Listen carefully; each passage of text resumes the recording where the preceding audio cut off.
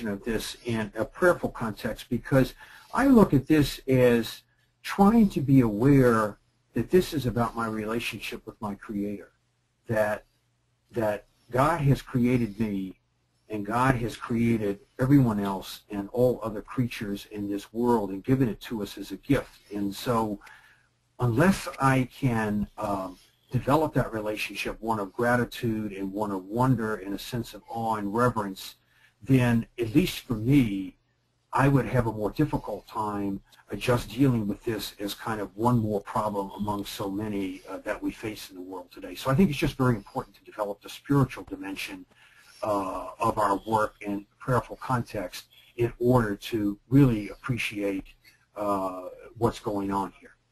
And what about the dimension of incorporating Catholic social teaching? Can you talk a little bit about that, about why that's important, and not just about, you know, the topic as it stands on its own? Well, one of the other things that I think is that is the thinking part of this. In other words, we need to be able to think about how to approach the challenge of environmental responsibility in today's world. And I think it's very helpful to have a framework of principles and values that we can bring to it, and particularly ones that link both a concern for the natural world and the human person.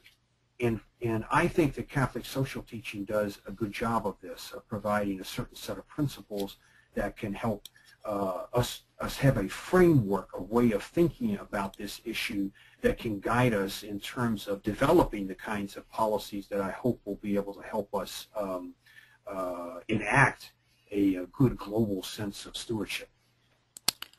Thank you. One of our presenters, or excuse me, one of our